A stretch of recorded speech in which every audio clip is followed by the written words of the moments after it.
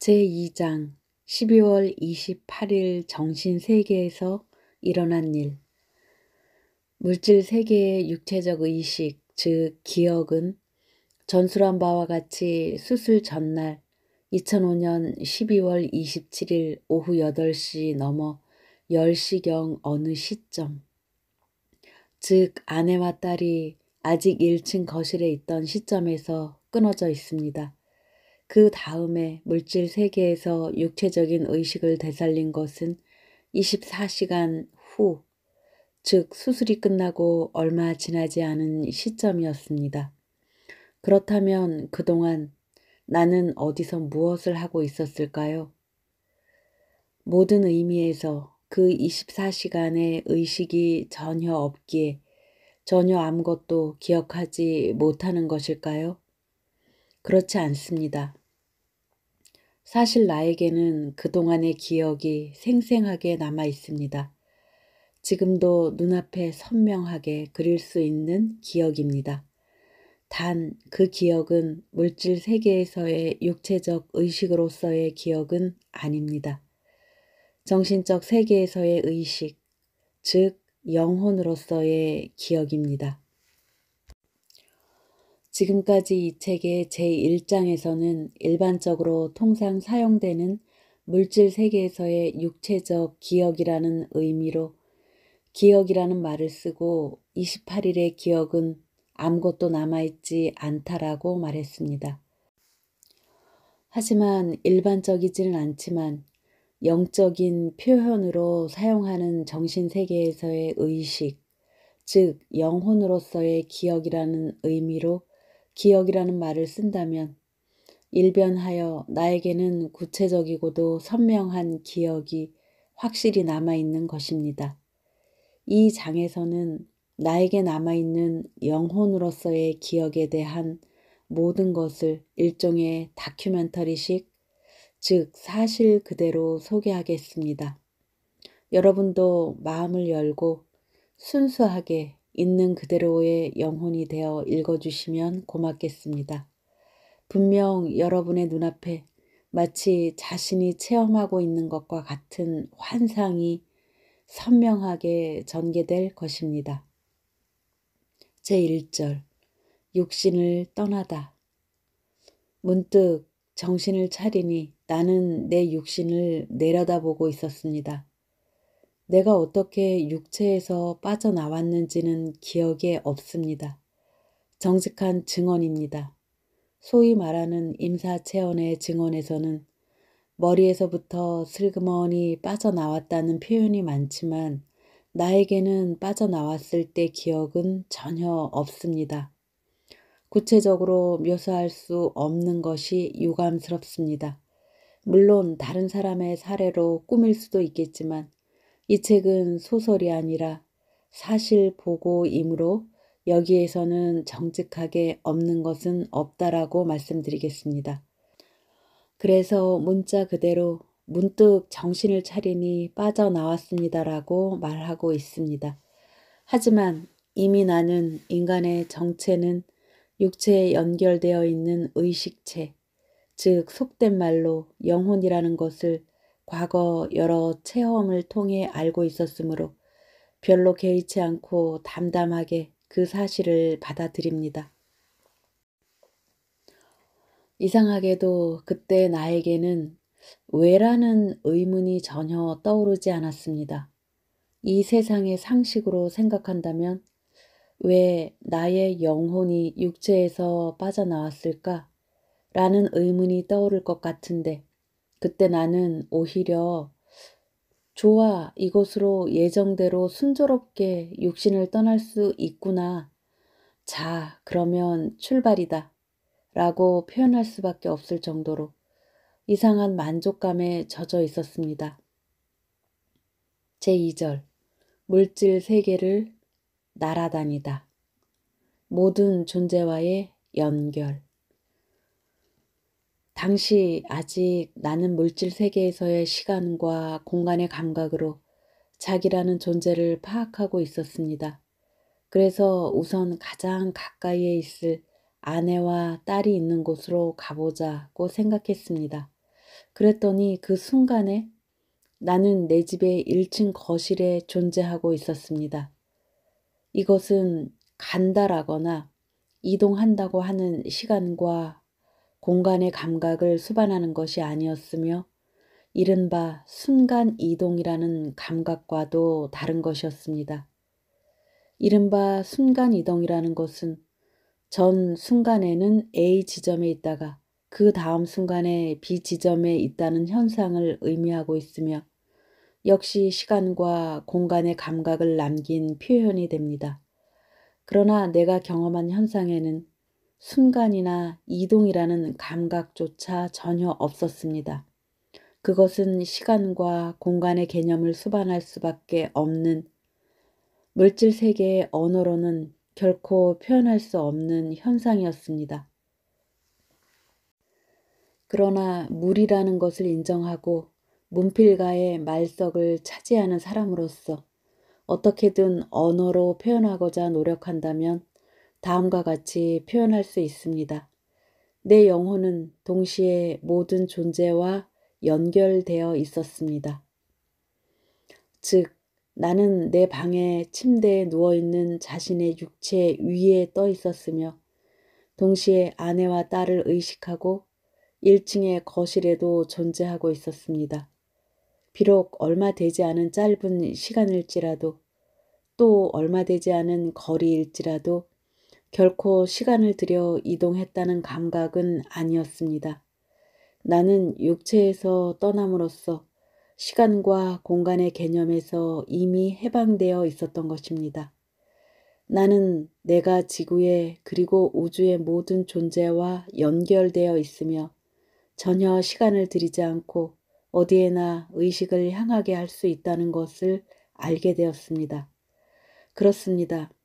나는 A 지점과도 B 지점과도 또 다른 어떤 지점과도 연결되어 있어서 단순히 어느 지점에 의식을 향하게 하느냐의 의제뿐이라는 것을 이해하게 되었습니다.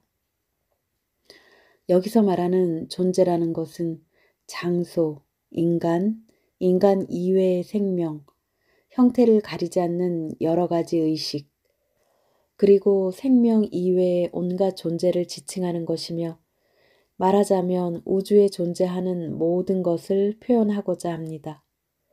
임사체험자의 증언에서 육체를 떠난 후 사랑하는 가족이 있는 곳으로 갔습니다. 라는 표현을 흔히 볼 수 있습니다.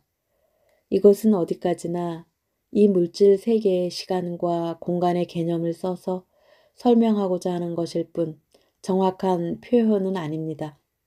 그래서 문필가이면서 연구자이기도 한 내가 조금이라도 정확한 표현을 찾는다면 그것은 내 영혼은 동시에 여러 가지 존재와 연결되어 있습니다. 라는 말입니다. 그런데 육체에서 떨어져 모든 존재와 연결되어 있는 나는 모든 존재와 이미 연결되어 있기 때문에 어떤 존재와도 즉시 연결될 수 있었던 것입니다. 역설적인 표현이지만 역설만이 비교적 그리고 감각적으로 가장 정확한 표현입니다. 그러나 이와 같은 역설적인 표현만 사용한다면 무엇이 문제인지 모르는 읽기 힘든 철학서나 물리학서처럼 느낄 수 있습니다. 그래서 이 책에서는 시간과 공간의 감각을 수반하는 표현을 최소한으로만 사용하며 독자가 알기 쉬운 문장으로 가공해 보겠습니다. 앞으로 이 책의 표현에서 이상하다, 시간과 공간의 개념이 없는 세계에서 일어난 사건일 텐데 우선이라든가 그 후라든가 내 주위에는 등의 표현이 나오는 것은 모순이 아닌가? 라는 등의 의문을 갖지 않도록 당부 부탁드립니다. 어떻게든 그런 표현을 사용하지 않으면서 정신세계에서의 체험을 알기 쉽게 전달하는 것이 불가능하기 때문입니다. 자, 그래서 집 1층에 있는 아내와 딸과의 연결에 의식을 돌린 나는 아내와 딸에게 미소를 보냈습니다. 실제로는 육신의 얼굴은 없었지만 미소 짓는다는 감정을 보낸 것입니다. 동시에 나는 후쿠시마역 근처에 살고 있는 부모님이나 히로시마에 살고 있는 동생을 생각하며 이번 생에서 깊게 연결되어 있는 영혼들에게도 의식을 돌렸습니다.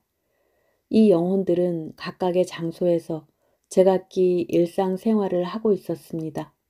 나는 그들을 향해 각각 감사와 격려의 메시지를 전했습니다. 임사체험자는 간혹 가족이나 친구들에게 날아갔습니다라고 표현합니다. 하지만 정확하게는 그저 그런 감각이었다는 것뿐이며 실제로 영혼이 공중을 날아다니는 것은 아닙니다. 영혼은 이미 공간의 개념에서 해방되어 있으므로 모든 존재의식의 자유자재로 연결할 수가 있다라는 의미입니다. 또 지금 생각해보니 재미있었던 것은 영혼으로 되돌아가면 모든 연결의 의미가 분명하게 보였다는 것입니다. 예를 들면 현재 가족이나 친구 또는 경쟁 관계에 있던 사람들이 나에게 얼마나 소중한 관계였는지를 잘 알게 됩니다. 더욱이 정도의 차가 있기는 하지만 각각의 다른 영혼과 내 영혼이 지구상에서 보낸 몇 번의 과거 생에서의 관계까지 흥미롭게 알 수 있었습니다. 이번 인생에서 만나지 못했던 사람 중 과거의 인생에서 깊은 관계가 있던 영혼이 내부에 숨어서 존재하고 있음을 알 수 있었습니다. 이 내용을 쓰는 것만으로도 한 권의 책이 될 정도로 드라마틱하지만 관계자 외에 독자에게는 중요하지 않은 내용이라 생략했습니다. 이러한 관계를 알아도 별로 놀랐다는 것이 아니라 그저 담담하게 그래 그렇군 이라는 감각으로 있는 그대로 모든 관계를 받아들일 수 있었습니다. 각각의 영혼들과 관계에 관해 싫다라든가 잘했다, 기쁘다와 같은 깊은 감정의 움직임이 일어나는 것도 아니라 순수하게 각각의 영혼과의 관계의 중요성을 인식하고 그렇구나, 알겠습니다 하고 순수히 받아들인다는 감각입니다. 처지나 환경이나 주소도 전혀 다른 여러분 중에 나와 깊은 관계가 있는 영혼이 많이 있다는 것을 알게 되어 그렇군, 그런 것이었군 하고 어느 정도 감정적인 움직임이 있었던 것도 사실입니다. 내 책을 애독해주는 여러분은 각기 내 영혼과의 관계 속에서 나름대로 이유를 가지고 있다는 점을 알게 되어 나는 저자로서 감명을 받았으며 깊은 감사의 마음을 가졌습니다. 순진무구한 영혼으로의 회귀, 흥미로운 일화를 몇 가지 소개하겠습니다. 수술 후 동생이 전화로 물었습니다. 형이 영혼으로 나를 방문했을 때 나는 무엇을 하고 있었어? 하지만 동생이 어디서 무엇을 하고 있었다는 기억은 거의 남아있지 않았습니다. 좀 더 정확하게 표현하자면 기억이 없다기보다는 동생이 어디서 무엇을 하고 있다는 것에 전혀 흥미가 일어나지 않았다고 표현하는 것이 적합합니다. 나는 분명 히로시마에 사는 동생에게 의식을 돌려 동생과 연결하면서 감사의 메시지를 보냈습니다. 그러나 그때 동생의 모습은 무언가를 하고 있는 동생의 얼굴이나 모습이 중심에 보이고 그 주위의 경치는 희미하게 흐려져 있다는 느낌이었습니다. 동생이 어디에 있으며 무엇을 하고 있는가의 문제는 그때의 나에게는 아무런 상관이 없는 일이었습니다. 따라서 예를 들어 동생이 화장실에 앉아있든 발가벗고 목욕을 하고 있든 누군가를 부둥켜 안고 있든 그런 물질 세계적인 현상이나 행위는 영혼인 나에게는 전혀 흥미없는 일이었고 단지 어디선가 무엇인가 하고 있는 동생의 영혼과 의식을 연결한다는 사실만이 의미 있었습니다. 이 발견은 물질 세계에서 살고 있는 우리에게 흥미로운 사실을 가르쳐 줍니다. 그것은 영혼의 모습으로 되돌아간 존재에게는 물질 세계에 우리가 어느 순간에 행하고 있는 물리적 행위 등은 전혀 중요하지 않다라는 것이며 누군가의 영혼이 나를 보고 있지 않을까 하는 걱정은 전혀 할 필요가 없다는 것입니다. 바꾸어 말하면 우리는 지금 이런 모양으로 이런 장소에서 이런 상대와 이런 부끄러운 짓을 하고 있는 모습을 죽은 그 사람의 영혼이 본다면 어떻게 하나 등으로 걱정할 필요는 전혀 없습니다. 또 한 가지, 동생이 어디로든 자유롭게 갈 수 있다면 형이 좋아하는 모닝구 무스메이의 멤버라든지 좋아하는 여배우가 있는 곳으로 날아가서 목욕하는 광경을 훔쳐볼 수도 있지 않았을까? 라고 농담했을 때 나는 새로운 걸 깨달았습니다. 분명 이치상으로는 모습이 보이지 않는 영혼의 상태에서 만나고 싶은 사람이 있는 곳으로 자유자재로 날아가 그 사람의 수줍은 모습을 보면서 즐거워할 수도 있을 듯합니다. 말하자면 투명인간 같은 모습을 악용해서 극비 정보를 훔쳐본다든지 범죄 비슷한 행위를 할 수도 있었을 것 같습니다. 그러나 실제로 경험한 내가 단언할 수 있는 것은 영혼의 상태로 되돌아가면 그런 속된 번뇌는 완전히 흥미를 잃어버린다는 것입니다. 따라서 좋아하는 여가수의 나체를 보고 싶다라는 욕망은 전혀 생기지 않으며 나쁜 짓을 하고 싶은 생각도 전혀 일어나지 않습니다. 그런 욕망은 완전히 이 물질 세계에서의 인간으로서 살아가기 때문에 생기는 번뇌입니다. 육체를 떠나 영혼의 모습으로 되돌아간 순간에는 모든 인간적 욕망에서 우리는 해방됩니다. 그렇게 노여움, 증오, 질투심, 혐오감 등의 마이너스 감정을 모두 잃고 우리는 사랑, 정의, 사명감 같은 플러스의 감정만으로 충만해집니다. 애초 영혼의 모습에 되돌아가면 성별을 잃게 되므로 여성의 나체를 보고 싶다는 등의 흥미가 일어날 이유가 없지 않겠습니까? 이런 사실을 깨닫자 아, 이런 짓도 하고 싶은데 라고 욕망에 사로잡히는 것은 우리가 물질 세계에서 욕망을 통해 배울 것이 있기 때문입니다. 우리 본래의 모습, 즉 영혼이라는 영적인 존재로 돌아가는 순간 그런 동물적인 욕망은 다행인지 불행인지 깨끗이 없어집니다. 따라서 영혼인 상태에서 여러 사람의 의식과 연결된 나는 좋아하는 사람이든 싫어하는 사람이든 이번 인생에서 인연이 있던 모든 사람을 향해 감사도 하고 사과도 하고 격려도 하면서 순수한 사랑의 마음을 보낼 수 있었습니다. 육체로 살 때 비록 많은 사람을 배신하고 상처를 주었더라도 막상 죽음을 맞이하여 영혼의 모습으로 돌아가면 사랑이 충만한 본래의 성격으로 되돌아가 모든 존재에 감사하고 겸허하게 사죄할 수 있는 것입니다. 난 당시에는 왠지 이것으로 이번 인생을 마치고 죽는다라는 생각은 들지 않았기 때문에 많은 사람과 연결하여 감사의 마음을 보내면서도 다시 만날 수 있으니까 라는 느낌도 강하게 느끼고 있었습니다. 만약 내가 이번 인생을 마치고 죽어가는 운명에 있었다면 아마도 나는 인연이 있었던 많은 사람을 향해 이번 인생의 이별을 고하는 인사를 했을 겁니다. 그러나 그때 나는 왠지 잠깐 여행을 다녀오겠습니다 라는 느낌의 짧은 메시지를 보냈을 뿐입니다. 이 수수께끼는 후반부에 풀립니다. 제3절 궁극의 빛과 만나다 극한까지 눈부신 빛 가족이나 친구들과 연결되고 모든 존재와 연결되어 있음을 깨닫는 순간 내가 감사해야 할 많은 분에게 깊은 감사의 뜻을 한순간 동시에 보냈습니다.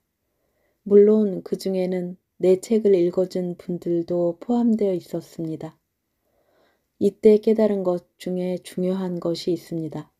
나를 비판하거나 좋아하지 않은 분들에게도 같은 감사의 뜻을 보내지 않으면 안 된다. 정직하게 말씀드리면 물질 세계에서 이이다 후미히코라는 사람으로 생활하고 있을 때는 나를 공격하는 사람들에게 감사하는 것은 굉장히 어려운 일이었습니다. 그러나 영혼으로 되돌아온 나는 아주 자연스럽게 그런 사람들에게까지 감사할 수 있었습니다. 영혼의 모습으로 되돌아오면 완전히 트랜스퍼스널한 상태, 즉 의식이 개인을 넘어 넓게 퍼져나간 상태가 됩니다. 각각의 사람들이 왜 나를 공격하는지 그 사정이나 이유를 모두 이해할 수 있기 때문입니다. 그들이 나를 공격하는 이유를 깨닫는 순간, 아, 그랬군요. 그래서 그랬군요. 그렇다면 그 처지에서는 나를 공격할 수밖에 없었겠네요. 당신의 사정을 잘 알았습니다. 라고 오히려 그 사람들의 환경에 공감하며 놀라울 정도로 겸허한 마음으로 그들에게 사과하거나 감사할 수 있었습니다. 물론 내 책에 공감해주고 응원해주는 분들과는 더더욱 깊고도 강하게 연결할 수 있었습니다. 여러분이 각각의 방법으로 내 책을 활용해주는 모습을 확실히 알게 되어 나는 영혼의 모습으로 감격의 눈물을 흘렸습니다. 물질적인 눈물은 아니었지만 그 이상으로 진심이었던 정신적인 눈물, 즉 마음의 눈물이었습니다. 그리고 그 순간 마치 내가 눈부신 빛을 발하면서 대폭발하여 순간적으로 우주 전체까지 퍼져나가는 듯한 감각에 사로잡혔습니다.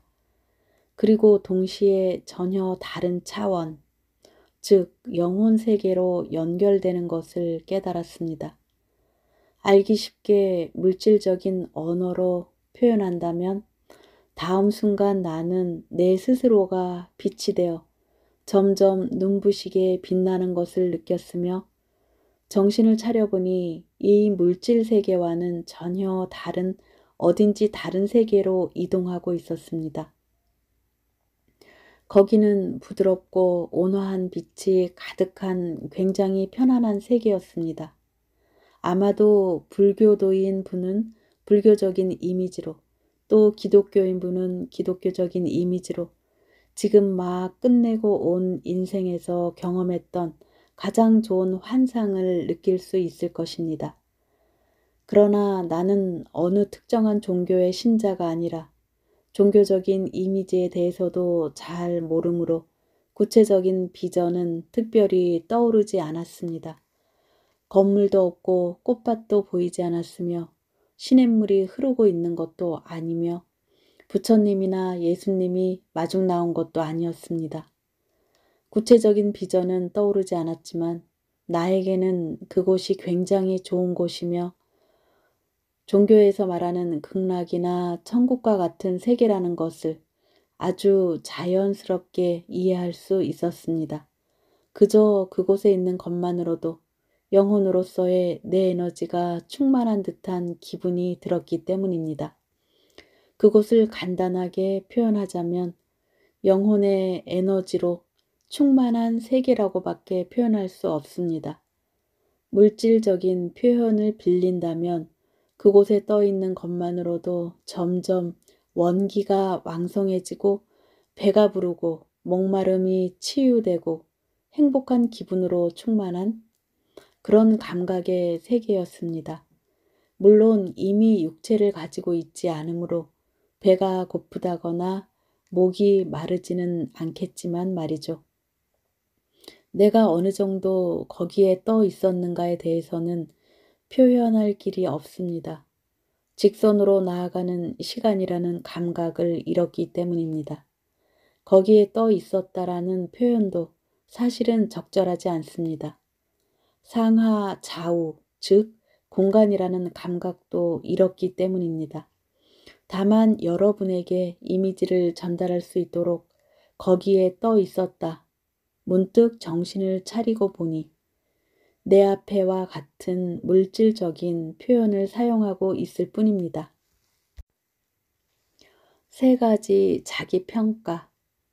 문득 내 앞에 엄청나게 눈부신 빛이 나타났습니다. 좀 더 정확하게 표현하자면 나는 어떤 힘에 의해서 내 파조를 훨씬 넘는 상상을 초월하는 높은 파장의 차원에 연결되어 있었습니다. 물론 이런 표현만 되풀이할 수 없기에 앞으로는 좀 더 쉽게 서술하겠습니다. 그 빛의 파조는 놀라울 정도로 굉장히 높았습니다. 그 빛이 바로 궁극의 빛이라고밖에 부를 수 없는 유일무이한 존재처럼 느껴졌습니다. 혼으로 있는 나에게 육체적인 눈은 없었지만 만약 눈이 있었다면 너무나 눈이 부셔 눈을 뜰 수 없을 정도였습니다. 물리학 용어 중 파장이라는 단어가 있습니다. 하지만 정신세계의 경험을 서술하기에 의도적으로 파조라는 용어를 써서 구별했습니다. 나는 빛을 향해 물었습니다. 당신은 그 빛은 단지 미소를 짓고 있는 듯 느껴졌습니다. 왜 당신은 이렇게 저를 연결한 건가요? 물질 세계적으로 표현한다면 왜 저를 불렀습니까? 라는 물음이 될 것입니다. 그 궁극의 빛은 이렇게 말을 건넸습니다. 내가 원했기 때문이야. 전에 내 책 사는 보람론의 창조 2에서도 설명했지만 빛이나 영혼이 물질 세계적인 음성을 내어 귀의 고막을 진동시키는 것은 아닙니다. 마음에서의 정보덩어리를 건네주는 것에 불과합니다. 인간의 언어로는 그 정보의 빛의 언어 또는 우주어라고 밖에는 부를 수 없습니다. 인간의 언어로는 표현할 방법이 없습니다. 예를 들면 빛이 나를 너라고 낮추어 부르고 있는 것은 내가 빛으로부터 느낀 위험이나 두려움 같은 숭고한 감정을 내 나름대로 인간의 언어로 번역하여 나를 낮춘 것이며 실제로 빛으로부터 너라는 단어가 귀에 들려온 것은 아닙니다. 이것을 이해하지 않으면 빛은 인간을 너라고 부르는가? 대단히 높은 사람인 것처럼 부르네. 또는 빛이 어떻게 인간의 언어를 할 줄 알아 등의 엉뚱한 오해를 할 수도 있습니다. 바꾸어 말하면 너라는 부름은 내가 빛으로부터 느끼는 숭고한 이미지로 나를 낮추어 부르는 언어로 바꾼 것이므로 당신, 아이다 군 또는 아이다 씨나 이름인 후미코 씨 등 다른 것으로 바꿔도 상관없습니다. 어쨌든 빛이 나를 부르는 말에 나는 내가 느낀 기분에 따라 너라는 단어를 써가며 기술하겠다는 것을 이해해 주기 바랍니다. 나, 제가요? 빛. 그렇다. 내가 태어나기도 전부터 이미 바랐던 것이야. 당황해하는 나를 향해서 궁극의 빛은 장난기 있는 상냥한 표정으로 가르쳐 주었습니다. 빛. 너는 생과 사의 경계를 통과하지 않았으므로 기억이 되살아나지 않은 것뿐이야. 나. 잘 모르겠습니다. 무엇입니까? 빛. 나중에 동료들에게 알려달라고 하렴. 나. 동료들? 이해할 수 없는 말이 많아 무엇이 무엇인지 전혀 알 수가 없었습니다. 빛. 그렇다. 내 동료들이다. 나. 알겠습니다. 그때는 아직 동료들이 무언지 알 수 없었지만 왠지 그 눈부신 빛의 말을 그대로 받아들였습니다. 그리고 그 순간부터 그 빛은 진지한 표정으로 나에게 질문을 하기 시작했습니다. 빛, 충분히 배워왔나?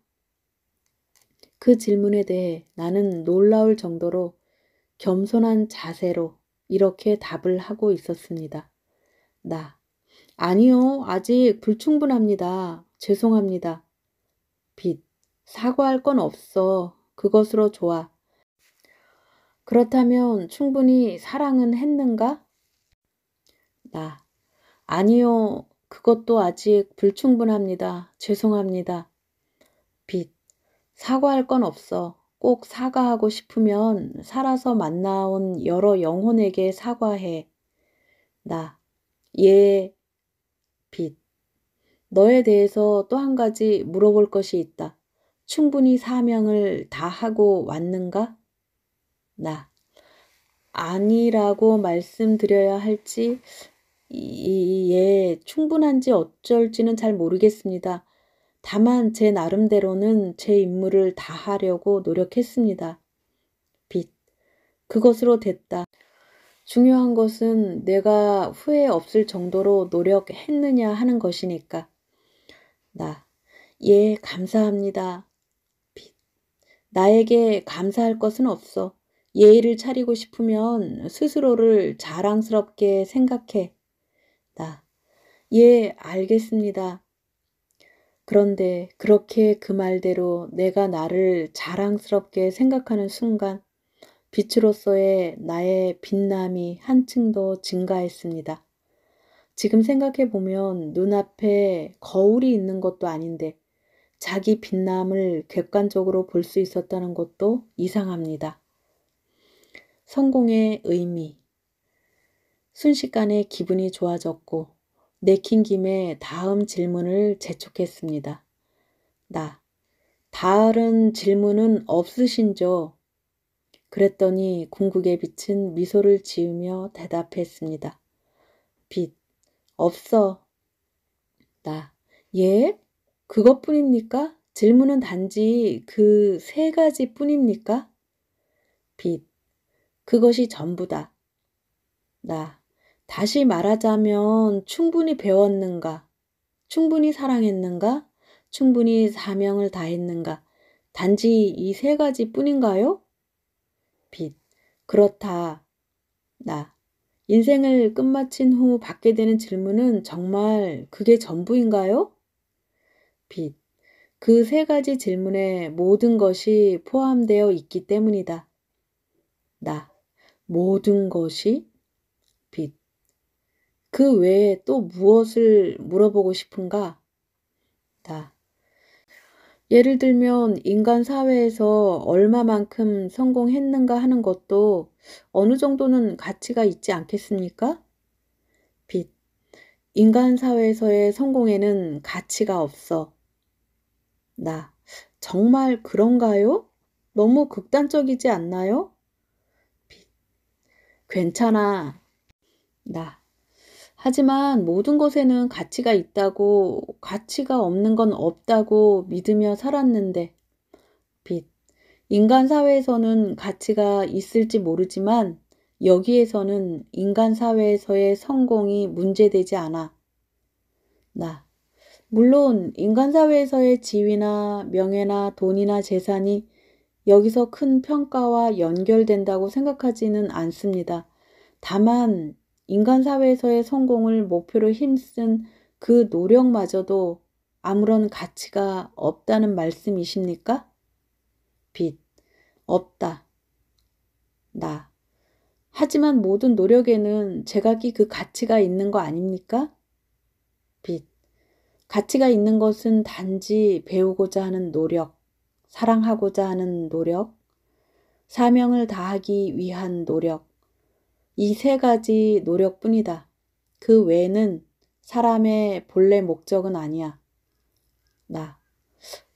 즉 그 순수하고 배우고자 노력하고 사랑하고자 노력하고 사명을 다하고자 노력한 그 결과로 인간 사회에서의 성공이 따라준다면 그 성공에는 가치가 있다는 그런 말씀이신가요?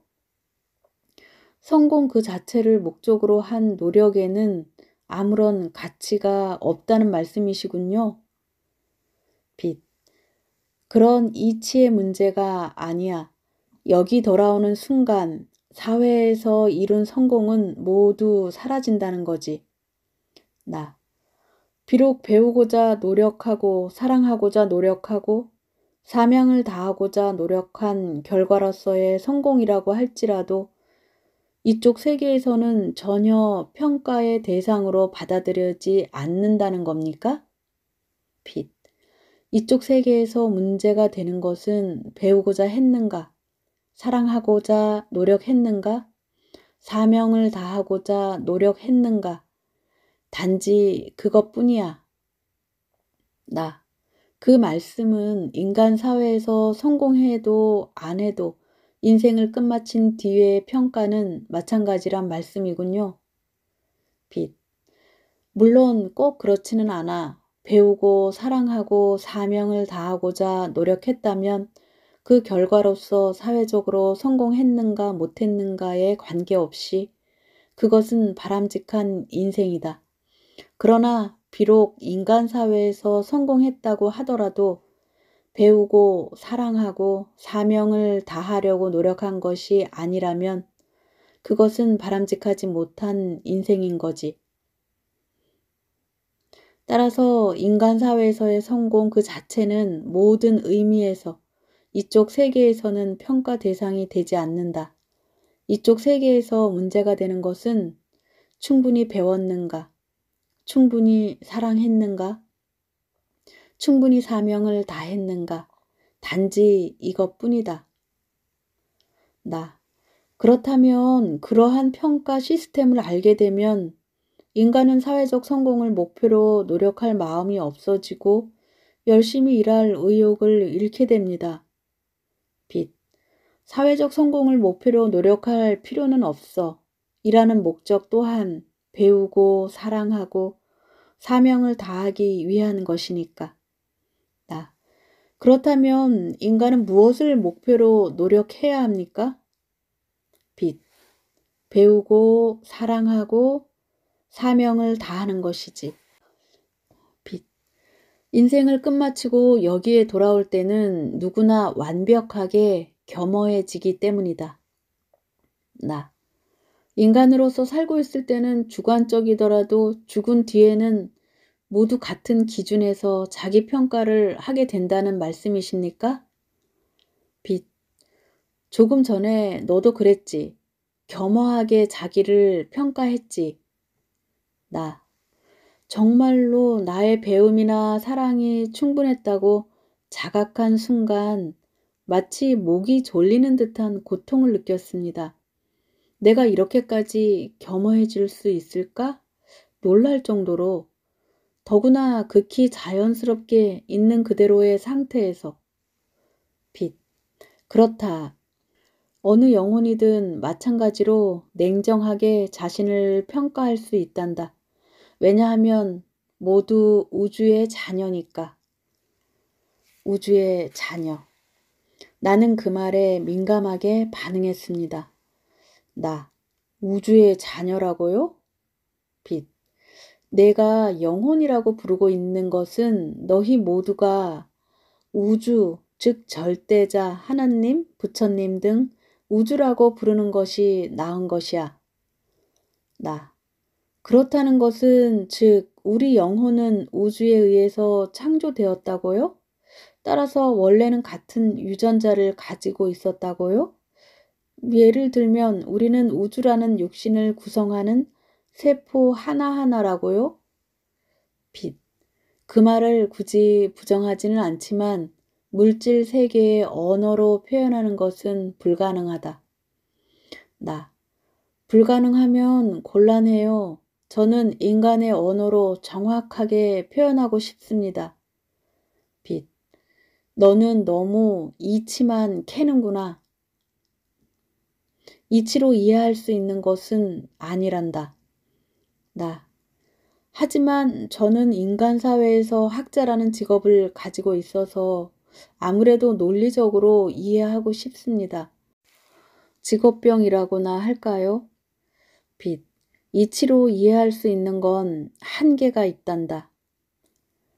인간 사회에서 역사적인 발명이나 획기적인 발상으로서 남아있는 것의 태반은 이치로 생각해낸 것이 아니라 직관적으로 번쩍 떠오른 것이다. 그 번쩍임을 나중에 이론적으로 가닥을 잡아준 것에 지나지 않는다. 나, 번쩍임이라는 것은 말하자면 빛의 차원의 의식을 연결한다는 것이군요. 빛, 그런 것이지. 내가 구하고자 하는 진리는 물질 세계에서 말하는 개념이나 이론을 아무리 잘 알아도 결코 이해할 수 없을 것이야. 나, 물론 잘 알고 있습니다. 물질 세계의 진리는 소위 말하는 물리학으로 규명되고 있습니다. 그러나 인간은 물리적인 진리로는 만족할 수 없어 보다 인간적인 인생의 진리를 구하고 있는 것입니다. 빛. 그러나 내가 구하고자 하는 인생의 진리는 영혼의 차원에서 연결되어야 알 수 있는 이 정신세계에 존재하는 것이다. 더욱이 정신세계의 여러 차원이나 원리는 물질 세계에 사는 한 이해할 수 없단다. 나, 그건 그렇습니다만, 빛. 그러니 인간이 인생의 진리를 논리적으로 이해하거나 언어로는 절대 표현할 수 없겠지. 나, 절대로? 정말 절대로 안 되는 것입니까? 빛, 안 된다. 나, 그렇다면 논리적 이치로 이해하는 것이 불가능하다면 비논리적으로, 감각적으로 이해하는 것은 가능합니까? 빛, 그 방법이라면 가능하겠지. 아니, 좀 더 정확하게 말하면 그 방법 이외에는 할 수 없을 거야. 나, 즉 논리를, 이치를 버리라는 말씀? 인생의 진리는 머리로 논리적으로 이해하는 것이 아니라 마음으로, 감각적으로 직관하라는 말입니까? 빛, 아니야. 그 말도 정확하지 않아. 왜냐하면 마음으로 감각적으로 직관하지 않아도 너희의 마음, 즉 영혼은 어떤 영혼일지라도 이미 인생의 진리를 모두 이해하고 있기 때문이야. 나도 이 모든 것을 이해하고 있다고요? 빛, 그렇지. 그러니 이해하려 할 필요도 없어. 단지 이미 알고 있는 진리를 기억해 내면 되는 것이야. 나, 기억해 낸다고요? 누구나 영혼으로서 진리를 알고 있다고요? 그것을 기억해 내기만 하면 된다고요? 그렇다면 어떻게 하면 기억해 낼 수 있습니까? 빛, 내가 지금 연결되어 있는 이 차원에 영혼을 연결하기만 하면 되는 것이야. 나, 지금 저는 이렇게 확실히 이 차원에 연결되어 있는데, 그런데 왜 아직 진리를 기억해내지 못하고 있는 건가요? 왜 아직 물질 세계적인 사고방식을 버리지 못하고 이치나 따지며 몸부림하고 있는 겁니까? 빛. 다시 물질 세계로 돌아간 후에 이 세계에서 배운 것을 인간으로 살아가는 영혼들에게 전달할 필요가 있기 때문이다. 그 사명을 이루기 위해 의도적으로 너는 인간으로서의 감각을 가진 채로 이 차원에 와 있는 것이다. 너는 아직 죽지 않았다. 이 말을 듣는 순간 비로소 희미하게나마 내 사명이 생각나기 시작했습니다. 그러자 궁극의 빛은 나에게 다짐이라도 하듯 말을 해주었습니다. 빛, 너는 아직 죽지 않았어. 나, 제가 아직 죽지 않았습니까? 그러고 보니 육신을 떠날 때 다시 돌아온다는 느낌은 있었어요. 그래서 가족이나 친구들에게 이번 인생의 고별 인사는 하지 않았습니다만, 빛, 너는 삶과 죽음의 경계를 거치지 않은 채 직접 이 차원에 연결되어 있단다. 그러니 아직 죽을 수 없단다. 나, 죽을 수 없다고요? 죽는다는 것, 즉 이쪽 차원에 완전히 되돌아올 수 있는 영혼은 삶과 죽음의 경계에서 자기의 의사로 죽음을 선택한 영혼들 뿐이야.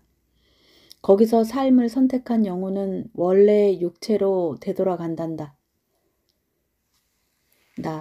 그 말씀은 나는 거기서 삶을 선택한 것입니까? 빛. 아니야. 너는 그 경계 자체를 통과하지 않았어. 그렇다면 왜 저는 그 경계를 통과하지 않고 직접 이 차원에 연결된 걸까요? 통과할 길을 잘못 택한 걸까요? 빛. 잘못 택한 것이 아니라 그렇게 예정되어 있었던 거야. 너에게는 다시 되돌아갈 의무가 있었기에 삶과 죽음의 경계를 거칠 필요가 없었던 거야. 의무를 지니고 있다고요? 빛. 너의 사명은 다시 물질 세계로 돌아가서 인간으로서 배우고 있는 영혼들에게 여기서 배운 것을 다소나마 올바르게 전달하는 거야. 너는 내 의지로 그 사명을 선택해서 사람으로 태어난 거란다. 기억이 되지 않는 것도 무리는 아니야. 그런 것 또한 예정된 대로니까. 너는 그 인생에서 내 나름대로 사명을 다하고자 노력해왔어. 그러나 그 노력 끝에 너는 말로 표현할 수 없는 것을 말로 표현해야 한다라는 벽에 부딪힌 거란다. 기진맥진에 자신을 잃게 된 것도 무리는 아니지. 말씀하신 대로 그 한계를 느끼고 있었습니다. 빛. 처음 인간 사회로 떠날 때 이미 그렇게 계획했던 거야. 벽에 부딪혔을 때 뛰어넘을 힘을 보충하고 뛰어넘을 기술을 연마할 기회를 갖기로 했던 거지. 설마 그 기회가 이번에 이렇게 죽는다는 것? 아니, 아직 내 육체가 살아있다면 죽으려 한다는 것이란 말입니까? 빛. 바로 그대로다. 잘 돌아왔어. 예, 빛. 여기서 잠깐 쉬고 소모된 힘을 비축하여 필요한 것들을 배워봐. 그리고 실현의 길이 있겠지만 다시 그 길로 돌아가렴. 예, 빛. 항상 변하지 않는 그 긍지로 가득 찬 답을 기대하고 있었어. 단 돌아갈 시간이 틀리면 안 된다. 돌아갈 시간? 빛. 물질 세계에서 깨어나는 시간 말이야. 내 육체는 영혼이 빠져나간 상태에 있다. 물질 세계에서의 여유는 겨우 하루 정도밖에 없다. 그 시간이 지나면 육체로 되돌아갈 수 없단다. 뇌가 기능을 상실하니까. 예, 그런 건 곤란합니다. 빛. 나머지는 내 동료들에게 물어봐. 모두 잘해줄 거야. 동료들? 빛. 내가 부르면 금방 연결할 수 있어. 나는 언제나 너와 함께 있다. 그것을 잊지 않도록. 이번에도 마음껏 사명을 다하도록 해. 그 순간 그 궁극의 빛의 모습이 금방이라도 사라질 것처럼 느껴졌습니다. 그래서 나는 가장 알고 싶었던 의문을 드디어 던져보았습니다. 당신은 도대체 누구입니까? 궁극의 빛의 정체. 그 궁극의 빛은 이렇게 대답했습니다. 빛. 이름은 없다. 계속 질문했습니다. 왜요? 빛. 너는 이미 알고 있어. 단지 삶과 죽음의 경계를 통과하지 않은 채로 이 차원에 돌아왔기 때문에 기억해낼 수 없는 거야. 부탁입니다. 가르쳐 주세요. 당신은 누구입니까? 빛. 이름은 없다. 비로소 깨달았습니다. 그러고 보니 궁극의 빛은 처음부터 자신에 대해서는 전혀 언급하지 않았습니다. 자기의 존재를 나라든가 저라든가 하는 어떤 말로도 표현하지 않은 것입니다. 나에게는 이름이 없다라고 답하지 않고 단순히 이름은 없어라고 대답했을 뿐입니다. 혹시 자신을 언어로 표현할 방법이 없는 건 아닐까? 그래서 이렇게 다시 물었습니다. 나, 다른 사람들은 당신을 뭐라고 부르고 있습니까? 그랬더니 의외의 답이 돌아왔습니다. 빛. 아무도 나를 부르지 않는다. 아무도 표현하지 않는다. 나. 왜요? 빛. 이름 지을 수도 없고 표현할 수도 없기 때문이다. 나. 그렇지만 저는 당신을 당신이라고 부르고 있지 않습니까? 빛. 그것은 이름도 아니고 표현도 아니야. 나. 그렇기는 합니다. 당신이라는 것은 누구나 사용할 수 있는 부름이며 특정한 존재를 나타내는 말은 아닙니다만 그 순간 비로소 깨달았습니다. 나. 당신은 특정한 존재가 아닐 수도 있겠네요. 그러니까 부르는 이름을 붙일 수 없지 않을까요? 당신은 특정할 수 없는 존재, 즉 보편적이며 어디에나 있는 존재이며 굳이 말하자면 모든 것이 되겠군요. 내 말을 들으며 그 궁극의 빛은 그저 미소만 지었습니다. 나는 계속했습니다. 나, 즉 당신은 우주 그 자체인가요? 그 순간 궁극의 빛이 내 말을 묵인해 주는 것으로 느꼈습니다. 나, 그러나 당신을 우주님이라고 부르고 싶지만 나도 우주 안에 존재하는 존재, 즉 우주의 일부이므로 당신을 우주님이라고 부르는 것은 왠지 모순 같습니다. 당신을 우주님이라고 부르면 당신 속에 나도 포함되니까 논리가 맞지 않게 되는데 이렇게 당신은 내 앞에 있고 나와는 별개의 존재인데 당신을 우주님이라고 부르며 당신 안에 나를 포함시킬 수도 없고 혼란에 빠져 고민하는 나를 보면서 궁극의 빛은 가만히 미소만 지었습니다. 그리고 이렇게 가르쳐 주었습니다. 빛. 바로 그것이다. 너 자신이다. 너의 모든 것이며 또 하나의 너다. 나. 예? 당신이 나라는 말입니까? 또 하나의 나? 당신이 내 분신이라는 건가요? 빛. 그것이 바로 너와 별개의 존재로서 내 이름을 따로 붙일 수 없는 이유다. 나. 그렇지만 나는 당신과 이렇게 대화를 하고 있습니다. 대화를 한다는 것은 이미 나와 당신이 별개로 존재한다는 사실을 전제하고 있는 것이 아닙니까? 그리고 그 순간 상상조차 할 수 없었던 일이 일어났습니다. 궁극의 빛이 내 속으로 뛰어들어왔고 순식간에 우리는 하나가 되었습니다. 그 순간 비로소 깨달았습니다. 나, 당신은 나였군요. 그리고 당신은 우주 그 자체이기도 하군요. 당신은 내 안에 존재하고 있으며 그리고 나는 우주 그 자체인 당신 안에 존재하고 있고요. 그러니까 당신을 어떤 이름으로 부르는 것은 논리적으로 불가능하네요. 만약 당신을 어떤 이름으로 부르고 싶다면 이성이나 논리를 버리고 직관할 수밖에 없겠군요. 즉, 나는 궁극의 빛으로서 내 앞에 투영된 진정한 나의 모습과 자문자답하고 있었던 것입니다. 더욱이 그 진정한 나는 우주 그 자체였습니다. 그때 나는 어떤 사실을 깨달았습니다. 아니, 깨달았다기보다 기억해냈다는 표현이 적절합니다. 이 빛을 만약 신이나 불, 하느님이나 절대자라고 부른다면 어떨까? 그렇다면 이는 우주 그 자체이며 동시에 나 자체이기도 하다.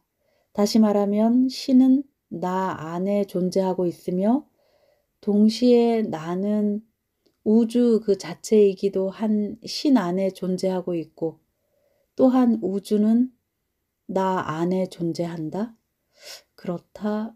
우주는 이중 구조로 되어 있고 우주의 본질은 정신 우주이며 지구나 인간이 살고 있는 물질 우주는 정신 우주가 자기 연마의 장으로 창조한 실험장에 지나지 않는다?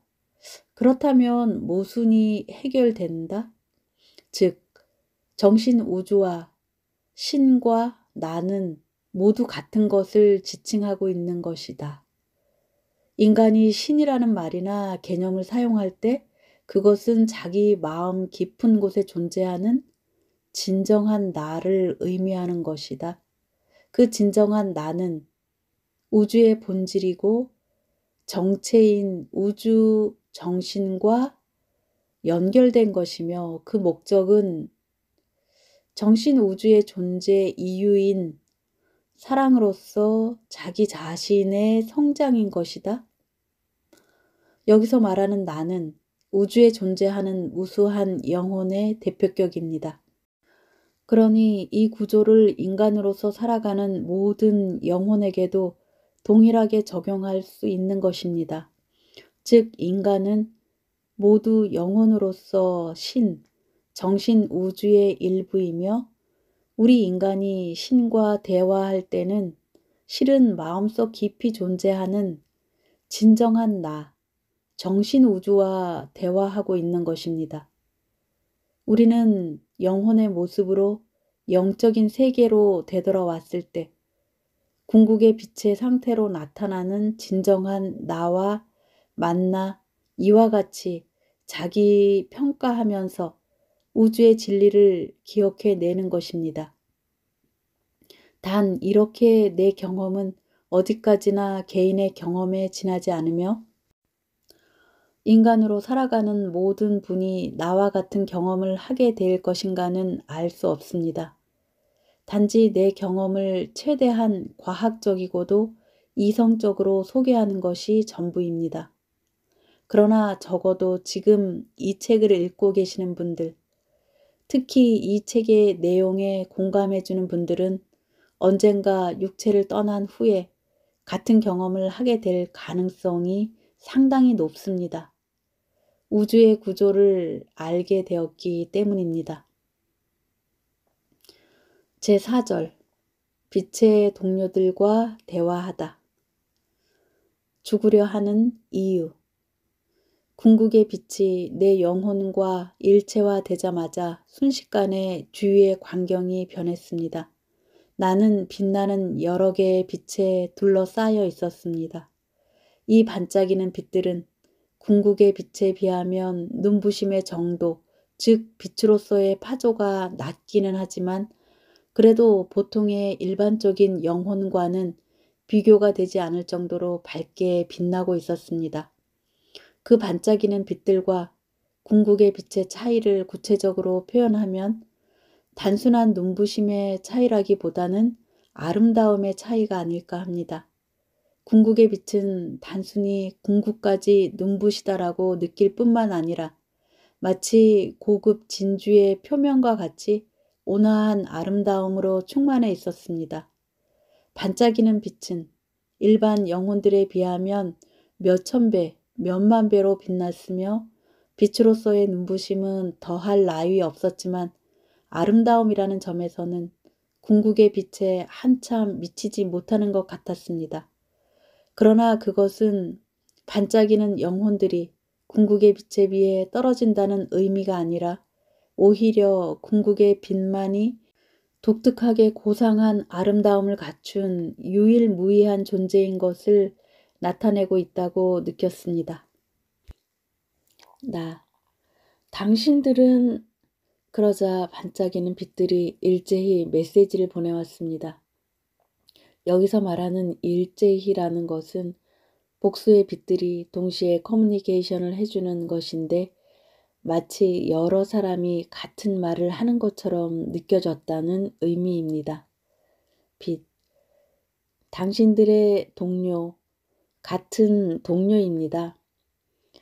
그 말 안에서 다정함이 느껴졌습니다.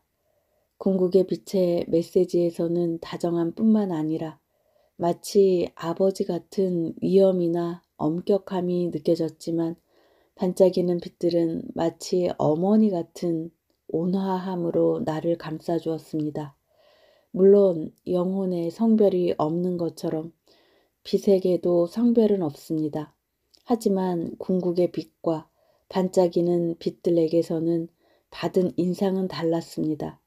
비유하자면 궁극의 빛이 믿음직한 연배의 의사 선생님이라면 반짝이는 빛들은 가까이에서 보조를 해주는 상냥한 간호사들 같았습니다. 내가 당신들의 동료? 그렇지만 나에게는 그런 기억이 없는데. 그러자 반짝이는 빛 중 하나가 이렇게 답해 주었습니다. 빛. 그것은 당신이 삶과 죽음의 경계를 통과하지 않고 직접 이 차원과 연결됐기 때문이에요.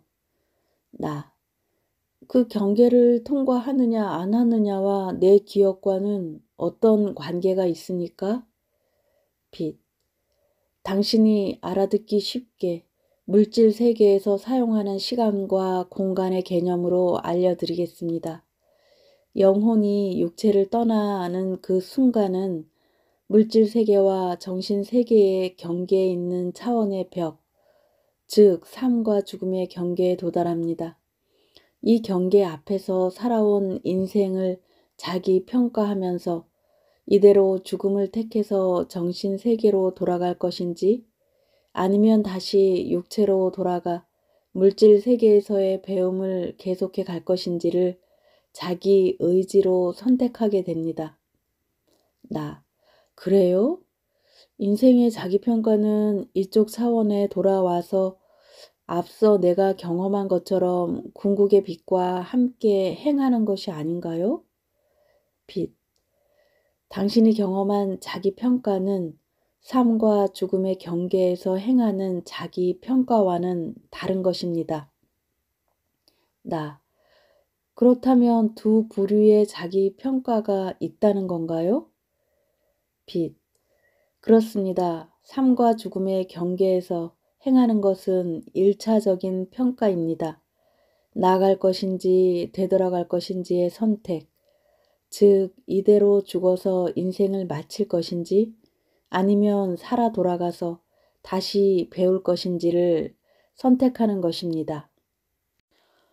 여기서 죽음을 선택한 영혼만이 삶과 죽음의 경계를 빠져나가 각각의 파조에 알맞은 차원으로 연결되어 그 차원에서 휴양을 취하면서 물질 세계에서의 배움의 계획을 다시 세웁니다.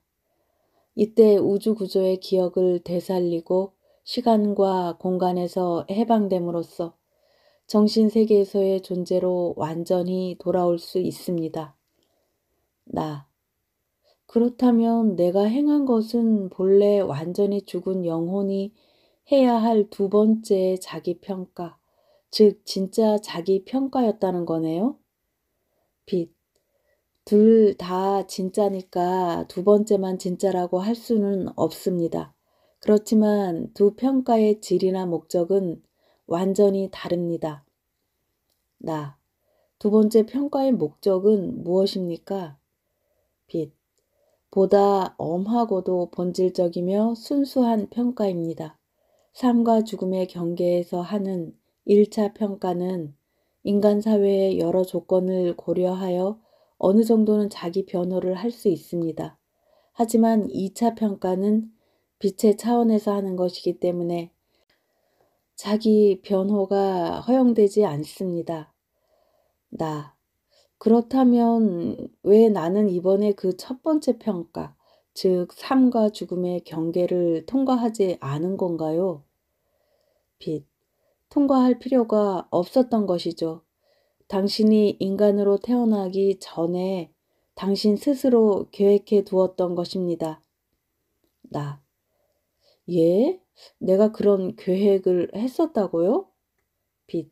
물질 세계에서의 사명을 제대로 이루기 위해서 한 번은 삶과 죽음의 경계를 통과하지 않은 채 이쪽 차원에 돌아올 필요가 있었던 것입니다. 나. 왜 그렇죠?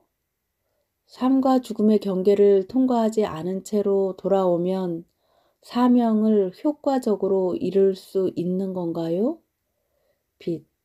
그것은 당신의 사명과 깊이 관련되어 있습니다.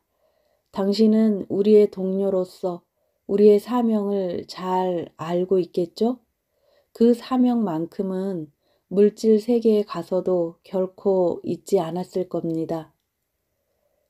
그랬더니 이상하게도 극히 자연스럽게 답이 나왔습니다. 나. 예, 잘 알고 있습니다. 그것은 사람으로서 배움의 인생을 살고 있는 영혼들, 그 중에서도 특히 인생의 의미나 가치를 잃고 고생하는 영혼들을 격려하는 일입니다. 허용되는 범위는 지켜야 하겠지만 영혼들에게 진리의 답변을 조금이나마 보여주는 것이죠.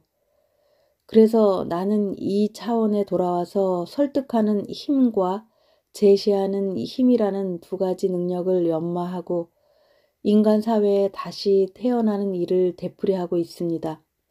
물론 성공도 실패도 몇 번이고 되풀이해 왔습니다. 이번 인생에서는 말하는 것, 쓰는 것, 음악을 하는 것, 이 세 가지 전달 능력을 도구로 지니고 태어났습니다. 이렇게 말하면서 말하는 나 자신이 먼저 경악하고 있었습니다. 빛. 바로 그것입니다. 당신은 이전에도 병으로 좌절하고 이쪽 차원으로 되돌아와 빛의 힘을 보충하고 가르치는 도구를 연마한 다음 다시 인간 사회에 돌아간 일이 여러 번 있습니다. 나. 기억납니다. 일부러 삶과 죽음의 경계를 통과하지 않고 우주의 진리를 일부밖에 기억나지 않게 하면서 물질 세계의 감각을 유지한 채 여기에 돌아와서 물질 세계에 사는 인간의 감각으로 정신 세계의 진리를 이해하고 설명하기 위한 훈련을 효과적으로 받았던 거네요. 빛. 겨우 기억해냈군요. 당신의 사명은 진리의 단편을 효과적으로 전달해서 인간으로 고민하고 고생하는 영혼들을 격려하여 용기를 북돋아 주는 것입니다. 즉 당신이 물질 세계에서 사람으로 살고 있는 영혼들에게 진리의 단편을 전달하는 기술을 연마하기 위한 배움을 인생에 삽입해 둔 것입니다.